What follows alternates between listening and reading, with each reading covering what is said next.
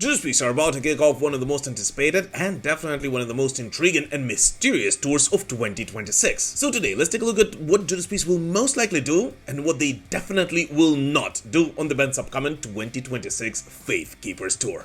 Here you go.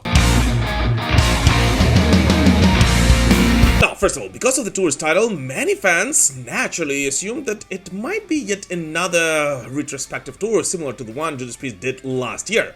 Including myself at first, only this time concentrating on the band's legendary Defenders of the Faith album, which, by the way, I, for the record, would absolutely not mind, as it is absolutely no secret that Defenders of the Faith is actually my absolute favorite Judas Priest record. Yeah, me too. But running a little bit ahead of myself here, no. It will not be such a tour. And I actually had a rather extensive chat with Richie Faulkner in one of our latest interviews on this channel about this tour among other things, which you should check out if you haven't seen it yet after watching this video. And he did confirm that the Faithkeepers Tour will not concentrate on any specific record and instead celebrate the entire legacy of Judas Priest, which on one hand seems like a pretty amazing thing, but on the other, makes pretty much any predictions about which songs they will and will not play almost impossible to make. Simply because of how many albums and songs this band has after 56 years of existence. But we will try nevertheless. First of all, I have to point out that although yes, Faithkeepers will not be a retrospective tour in its classic sense, at the same time, it will not 100% not be such. As this year, two Judas Priest albums celebrate very important milestones that the band simply cannot ignore. And one of them is, of course, the legendary Sad Wings of Destiny, the band's second studio album, which just turned 50 this year. A massive milestone for any musician, and which, by the way, Judas Priest already announced that they will be celebrating with a very special remixed and remastered edition of Sad Wings of Destiny coming to us in just a couple of months. And so yeah, given that, I'm more than sure that this setlist will actually be quite heavy on some of the Sad Wings of Destiny songs, especially given the fact that last tour simply ignored this record. And at this point, we already have two songs which were basically confirmed by Richie Faulkner himself, one of which is, of course, everyone's beloved Victim of Changes, which was skipped on the 2025 Shield of Pain tour after being included in pretty much every tour this band has ever done in its career, including on some of the tours before this song was actually released. And another song from the Sad Wings of Destiny album that was pretty much confirmed by Richie is, of course, The Ripper, which was last performed live by Judas Priest on the Firepower tour back in 2019. Yet this very day, of course, remains to be one of the most iconic songs of the early heavy metal.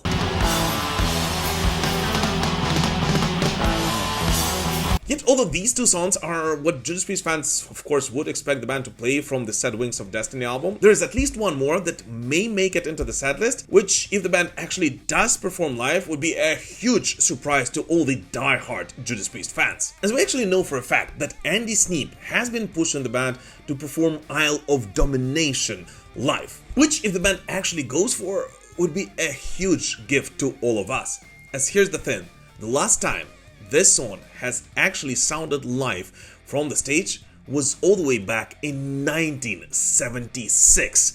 So yes, over 40 years ago. And this, my friends, in my opinion, is simply a crime against humanity. To get to my face.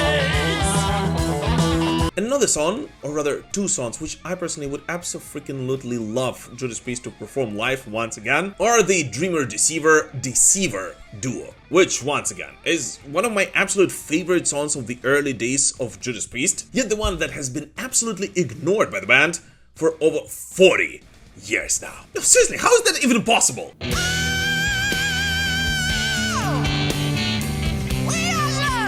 Another album which I'm more than sure that Judas Priest will not ignore on the Faithkeepers Tour is, of course, Turbo, since it was released in 1986 and is celebrating its 40th anniversary this year. And among the songs on this album, I'm more than sure that Turbo Lover will make it into the setlist, since it is a massive hit for Judas Priest, which once again did not sound live on the Shield of Pain tour. And yeah, once again, some people love to give crap to Turbo for it being too poppy or whatever, but all that disappears the moment they hear the intro to Turbo Lover sounding from the stage, right? Another song that I think might make it in the setlist is Out in the Cold, and not just because it was a massive hit back in 1996, but also because it is the song that this current lineup of Judas Priest, well, except for Andy Sneap, actually did play live together already, back in 2019. And it is a slower tempo piece, which would definitely give Drop and the rest of the band a bit of a break amidst what otherwise is promising to be a pretty insane setlist. Yet of course the Turbo song that I personally am rooting for the most is none other but Reckless. One of the most beloved Judas Priest songs for pretty much all the die-hard fans that to this very day remains to be absolutely ignored by Judas Priest, as not once, not even once, Judas Priest played this masterpiece live. And this is something that I, to this very day, simply cannot accept. Oh, and by the way, guys, I actually did a special episode on Reckless and why Judas Priest might actually ignore it on the show a couple of weeks ago. So if you still haven't seen it, definitely watch it right after watching this video. Oh, and by the way, since we're having a little break here, I also simply have to point out that only a fraction of the people who watch my videos are actually subscribed to this channel. So if you're not one of those, and especially if this is not the first Defenders of the Faith series video you're watching here, I would really, and I mean like really appreciate it if you would consider subscribing right now. Let's continue building this amazing heavy metal community together. We're gonna have a good time. Always. And the rest of the setlist will most likely consist of Judas Priest's biggest hits, with maybe a couple of surprises from the band's post-2000s output, of which we'll talk in a moment. But other than that, given the nature of this tour, and given the whole fact that Judas Priest want to celebrate the entire legacy of this band, together with all of their fan base, and not just a couple of albums like they did on the Shield of Pain tour for the most die-hard Judas Priest fans, like myself, I'm more than sure that this time around they will actually not be skipping on some of their biggest hits. Well, at least on most of them. And given that, I think it's pretty much given that the Halion and Electric Eye will either open the show, which, by the way, I would absolutely love, or will be the opener for the band's encore. In addition to that, we will most likely be getting You've Got Another Thing Coming, Breaking the Law, The Green Man Leashy, Hellbent for Leather, Metal Gods, and Living After Midnight. So basically the biggest hits that made Judas Priest the Metal Gods. But in addition to that, given the title of this tour, I think it would be simply a crime against humanity if Judas Priest would not perform any songs from Defenders of the Faith. And here we have a couple of possibilities. And please don't forget that I am a huge fan of this album, and any song the band would play from this record, I would simply freak out. No, seriously, I'm not even kidding you. But if we're being realistic, I think that the most likely scenario is that we will hear either the Sentinel or Jawbreaker live this time around. Simply because Judas Priest included Free Will Burning on their 2025 setlist, as well as Live Bites, which, by the way, was a huge hit. So I think there's a pretty high chance that although Jawbreaker and the Sentinel did sound live not that long ago, one of those will make it into the setlist once again on the Faithkeepers run.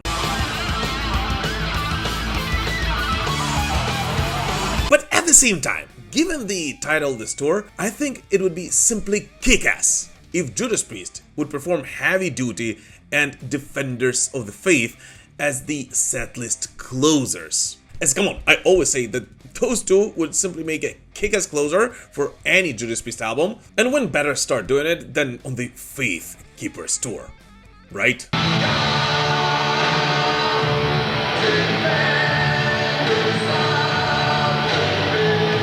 And thus here we come to a possible surprise that may actually shock some of the casual Judas Priest fans. As here's the thing, I actually think that there's a very, and I mean very high chance that this tour will not be featuring any songs from Painkiller. Yes, any, including that one.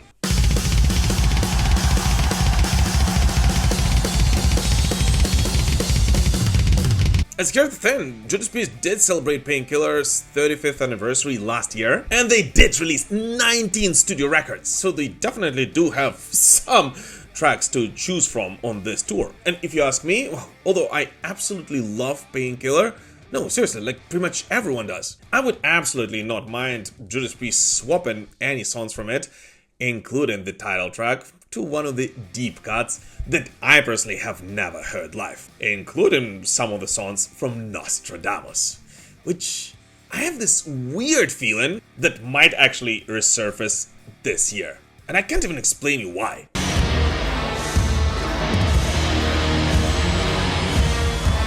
But anyways, that's about it. These are the songs that I personally think Judas Priest will and will not perform on this tour, which I personally cannot wait for, and I really hope that I will get to see it in just a couple of days in Warsaw. So if you're attending that show, please do not hesitate to say hi.